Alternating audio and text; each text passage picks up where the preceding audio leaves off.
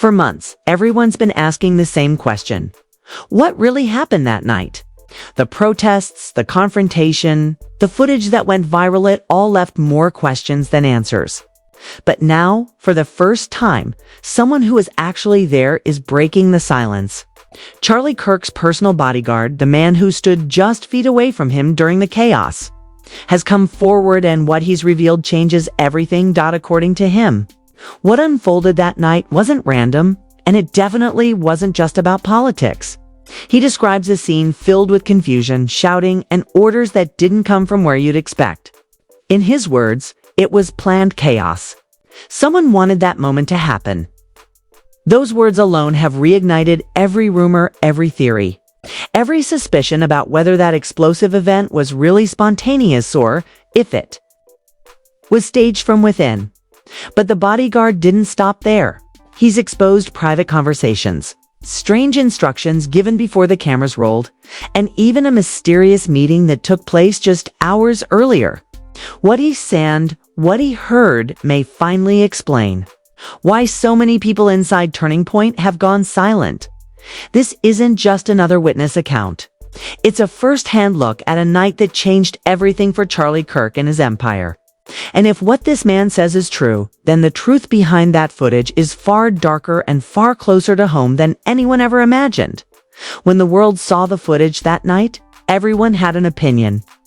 Clips of chaos, yelling, and confrontation filled social media. Supporters said Charlie Kirk had been ambushed. Critics claimed it was staged. But while the internet argued, one man stayed silent, the one who saw it all up close. Charlie Kirk's personal bodyguard, a man whose job was to protect him, not speak for him. Until now, for months, he said nothing. He watched the headlines, the conspiracies, the political spin. But recently, that silence broke. In a sit-down interview that's now making waves, the man finally told his side of the story. And what he described wasn't confusion or coincidence, was control. Every detail, every move felt orchestrated. He began by explaining the atmosphere before the event even started. It didn't feel normal, he said. Usually, these gatherings are tight, secure, planned down to the second. But that night, things felt loose. Too many new faces backstage. Too many last-minute changes. According to him, the security briefing that night was off. Normally, Kirk's team received detailed instructions, entry routes, crowd flow, exit strategy. But this time, he said, there were gaps in the information. Orders were delayed. Key communication channels were suddenly rerouted. We didn't even know who was officially in charge of the venue, he explained. That never happens. Then came the first red flag. Just hours before the event, a meeting took place in a private back room.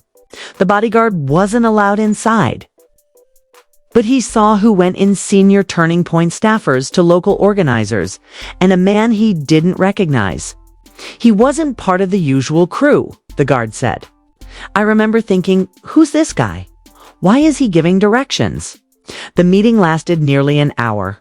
When it ended, Kirk's demeanor had changed. He was calm, the bodyguard recalled, but focused in a way I hadn't seen before. He told us, no matter what happens tonight, stay in position. Don't overreact. That's not the kind of thing you say unless you're expecting something. When the crowd filled the room later that night, tension hung in the air. Protesters had gathered outside, chanting, waving signs. That wasn't unusual. What was strange, according to the bodyguard, was how quickly they got inside. Usually, security would lock that down. But that night, it was like the barriers weren't even there. People were streaming in before anyone could react. The moment the shouting began, the guard said he felt a surge of adrenaline, but something stopped him.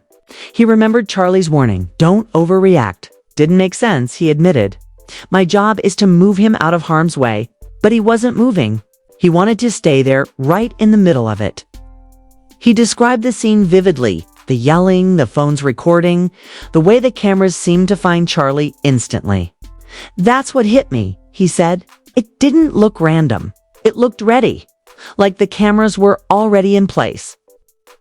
The guard's account lines up with what many online investigators noticed in the footage. multiple camera angles from inside the event, all recording before the confrontation began. There were at least 3 people filming from different sides, he confirmed. I saw them. They weren't part of the press pool. They were inside the crowd. Then came the moment that changed everything, the clip that went viral. In it, Charlie Kirk is seen responding to hecklers, calling for calm while his team tries to hold the line. But what the bodyguard revealed next adds a whole new layer before it started. I overheard one of the staffers say, "Wait until the signal." I thought they were talking about sound checks.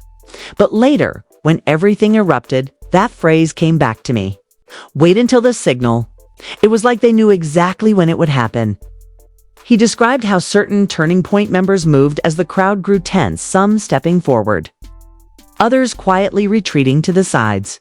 It was choreographed, he said flatly. That's the only word for it. When asked if he believed the confrontation had been planned, the bodyguard paused for a long time. I can't prove it, he said carefully. But nothing about that night felt organic. There's a difference between chaos and production, and that was production. The interviewer pressed him further. Who gave the orders? Who was the man in that backroom meeting? The guard didn't name names, but he hinted at something deeper. Let's just say the people who tell Charlie what to say don't always tell him everything. Sometimes they're managing more than just his message, they're managing the moment. As his story spread, supporters of Kirk's organization called it a smear, an attack, a betrayal. But the guard insisted he wasn't out for revenge. I'm not political, he said. I'm not left or right. I'm just telling what I saw. And what I saw doesn't match what they told the public. His claims grew even more disturbing as he described what happened after the chaos. We got him to the car. He was calm, like he expected it. Then he made a call. I don't know who it was, but he said, it worked. We got the clip. That line, if true, changes everything. Because that viral clip, the one that generated millions of views, donations, and coverage, was exactly what skyrocketed Charlie Kirk's platform in the aftermath. The bodyguard said he didn't think much of it at the time.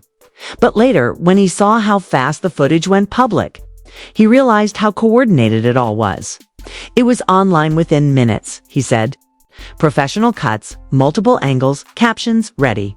That doesn't happen by accident. The interview ended with a chilling confession. I've protected a lot of people, he said, but I've never felt like I was protecting a performance before.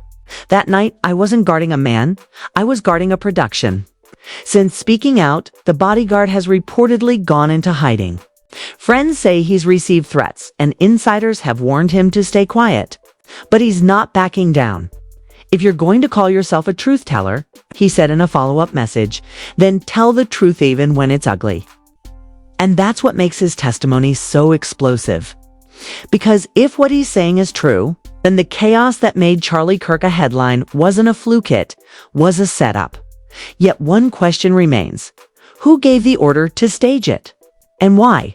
According to sources close to the situation, there are documents, emails, and messages that could confirm everything the bodyguard described. Some claim that a small group within Turning Point had discussed narrative engineering weeks earlier. Others say it was all about fundraising. Whatever the motive, the bodyguard's account has reopened every wound and reignited every suspicion about that night. But there's more. The man says he's not the only one who knows the truth. There were others, he revealed. People on the inside who saw what I saw but are too scared to talk. He insists that one of them, another former security staffer, has video evidence from backstage. Footage that allegedly captures the pre-event meeting and the orders being handed out. If that video exists, it could confirm everything. And if it ever surfaces, it won't just expose a scandal, it could destroy the entire Turning Point brand. The question now isn't whether the bodyguard is telling the truth. The question is, how long before someone tries to silence him for good? When the bodyguard's interview went public, everything shifted. What had been rumors and speculation suddenly had a face, a voice, and first-hand detail. He wasn't some anonymous online user guessing from clips. He was the man standing 10 feet away from Charlie Kirk. When it all went down, His calm tone, measured words, and quiet conviction gave his story weight. It didn't sound like a smear. It sounded like confession. A smear. It sounded like confession. The interview, recorded in a dimly lit studio, went viral overnight. The headline alone, "Charlie Kirk's bodyguard breaks." His silence was enough to shake the conservative media landscape. People who dismissed earlier conspiracy theories now had reason to listen. And what he described wasn't just a chaotic night gone wrong. It was a carefully orchestrated sequence of events that looked more like a staged performance than a political rally. He went into more detail about the hours leading up to the event. "We had a completely different set of protocols that day," he explained. "Normally, there are clear chains of command, full security coordination, and everything runs through the same channels. But that night, there was confusion everywhere. Orders were coming from people I didn't recognize, and even Charlie's personal assistant seemed out of the loop." When the interviewer asked who these new people were, the bodyguard hesitated. "I don't know all their names," he said. "But they weren't part of the core Turning Point crew. They showed up out of nowhere, flashing credentials, saying they were brought in to manage the optics. That's when I knew something was off. Since when does a security operation bring in a media team with no briefing?" He described how the team's focus wasn't on safety, it was on spectacle. Their priority wasn't keeping the crowd calm. It was making sure cameras were rolling. One guy literally told me, "Make sure he stays in frame." I remember thinking, in frame. This isn't a movie. But that's exactly what it felt like, a production. That statement resonated across social media. Viewers started rewatching the original footage, slowing it down, spotting details they'd missed, how the lighting seemed perfectly aligned on Charlie, how the microphones were already hot before the shouting started, how the camera cuts felt pre-planned. People began asking the same chilling question. Was the chaos manufactured for views, influence, or funding? The bodyguard also revealed that certain parts of the crowd were planted. "I didn't notice it until later," he admitted.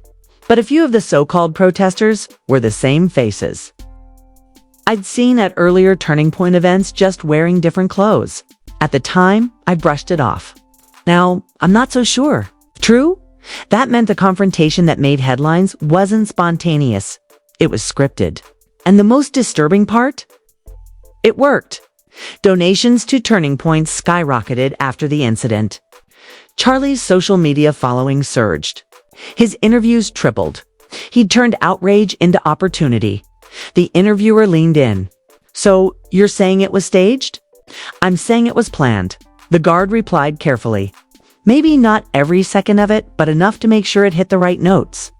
There's a difference between being ready for chaos and being ready with chaos." He went on to describe what happened immediately after the confrontation. "We got him out through the side exit into the car. He looked calm, almost too calm. I've seen panic before. This wasn't it. He made a call, said a few words I'll never forget. Tell them we've got what we need. That line, we've got what we need, set off a frenzy online. Analysts speculated it referred to the viral footage that went live minutes later.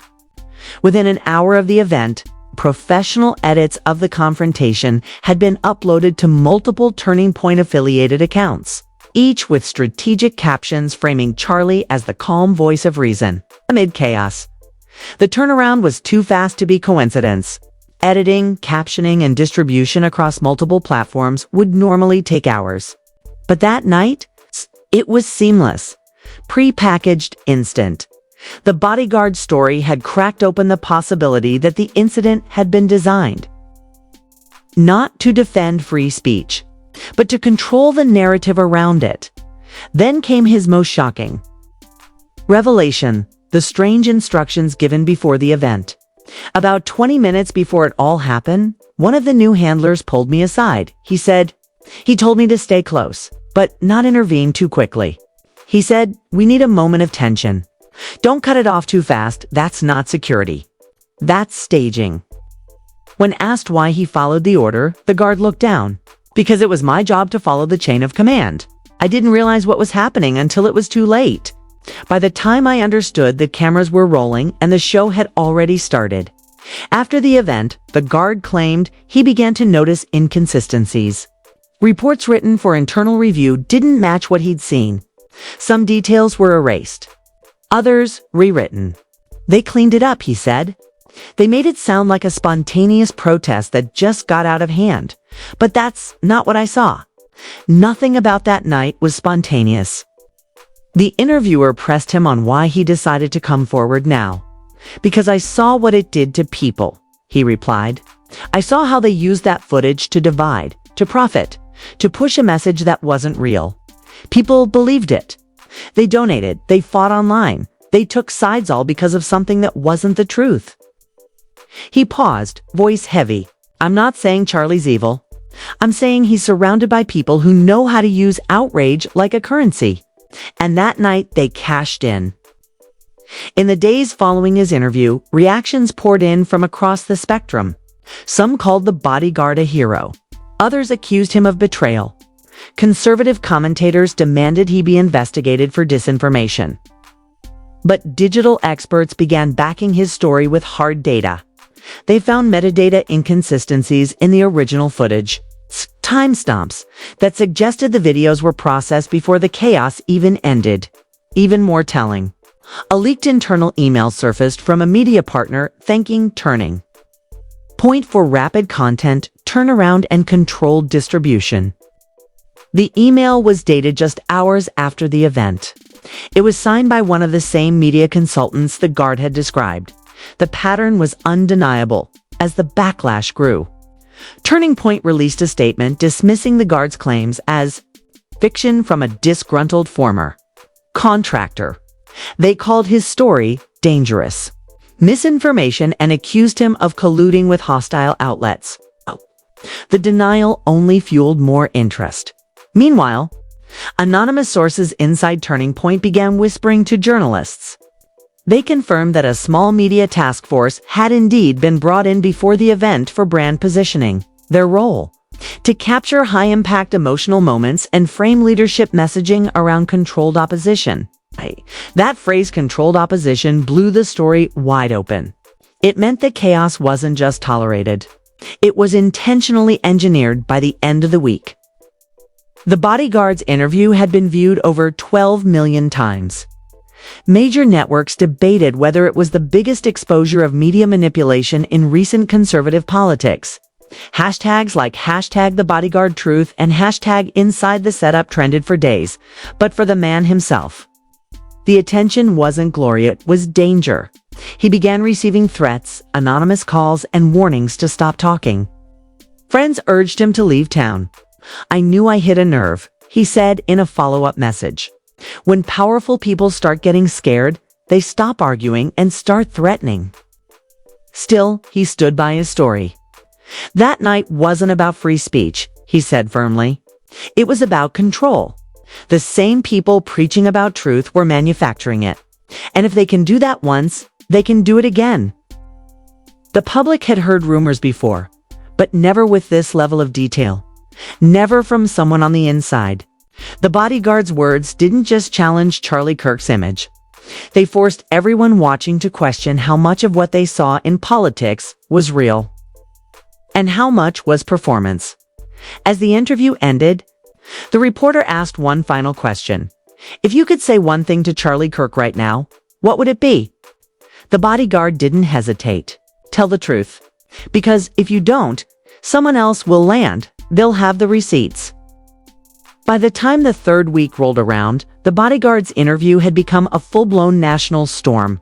Every major outlet was running some version of the story. Some called him a hero. Others painted him as a traitor. But what everyone agreed on was that his testimony had changed the conversation forever. What had once been brushed off as just another media controversy now looked like something deliberate, something manufactured from inside. Behind the scenes, chaos was unraveling at Turning Point USA. Sources reported emergency meetings, internal investigations, and panicked conference calls. Donors were demanding explanations, sponsors were pulling funding, and key staffers were quietly resigning. Charlie Kirk himself went dark. No live streams, no statements, no appearances. For a man who thrived on being in front of a camera, the silence was deafening. Meanwhile, the bodyguard had vanished from the public eye. Fran said he was laying low, moving between safe locations after receiving multiple threats. But even from the shadows, he kept in touch with journalists and whistleblower advocates, sending cryptic messages that suggested there was even more to the story. "What you saw on camera was just one night," he wrote in one message. "What's been happening off camera is far worse." That hint reignited everything.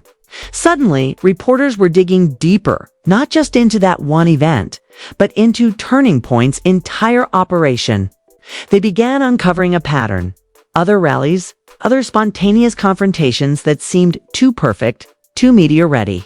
The same lighting setups, the same camera positioning. Even the same protesters appearing across multiple states. It wasn't just coincidence. It was choreography. Digital forensics teams began comparing footage across events. What they found was chilling. The same production company appeared in metadata tied to multiple Turning Point videos.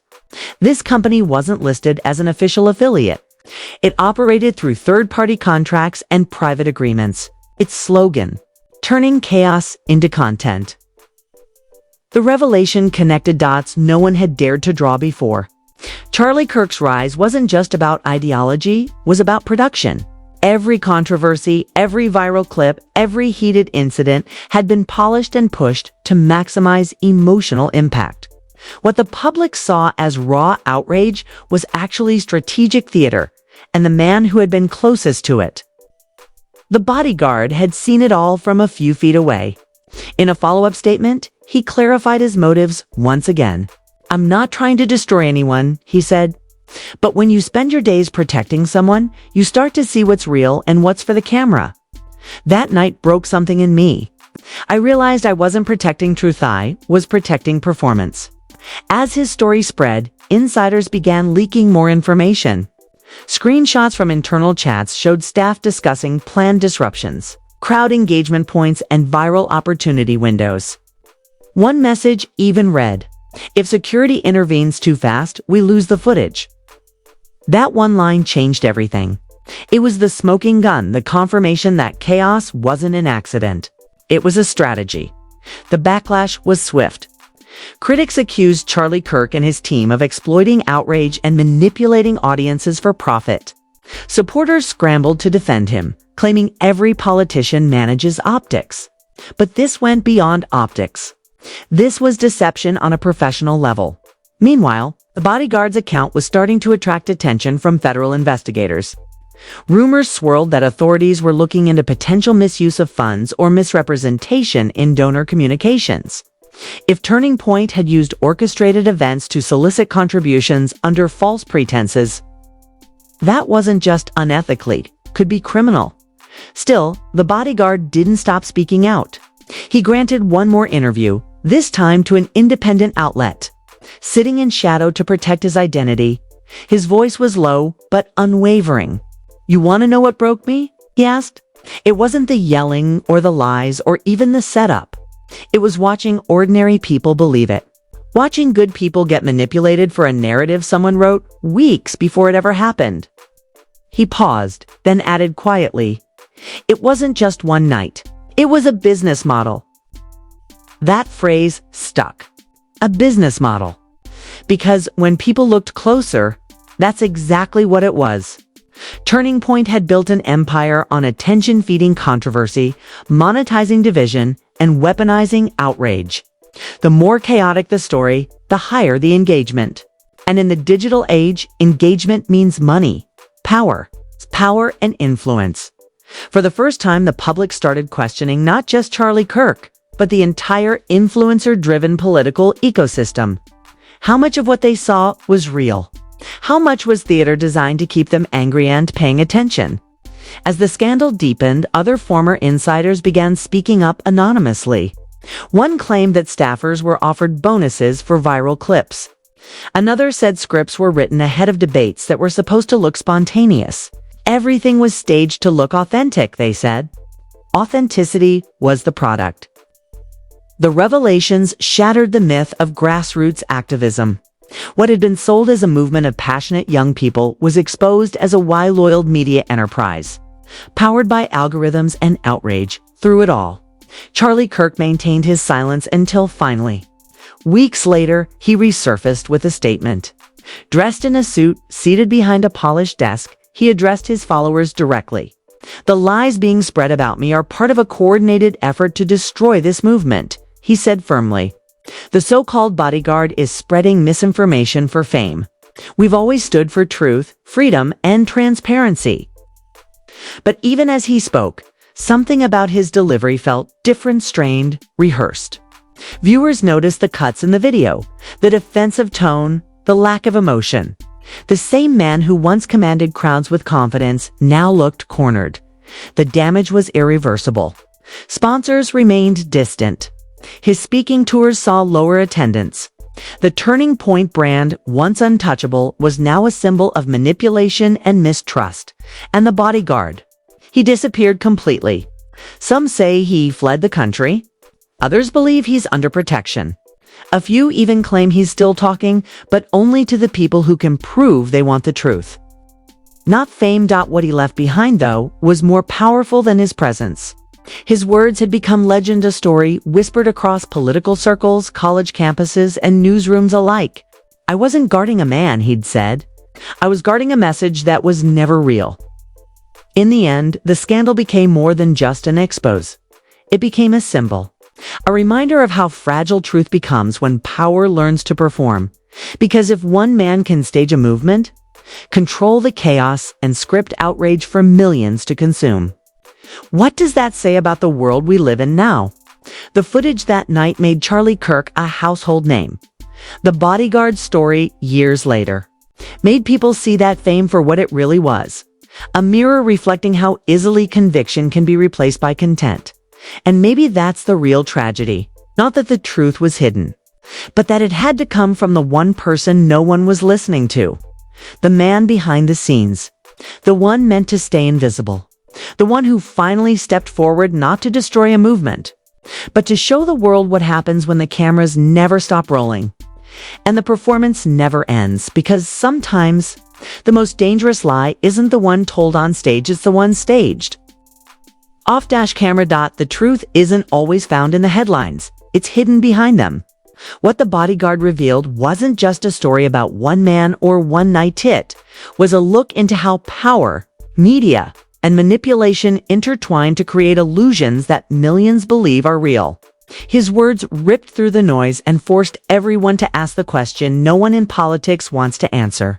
How much of what we see is genuine, and how much is performance? Charlie Kirk built an empire on being authentic, on telling people he was showing them the truth. But now that authenticity has been exposed for what it really was: strategy.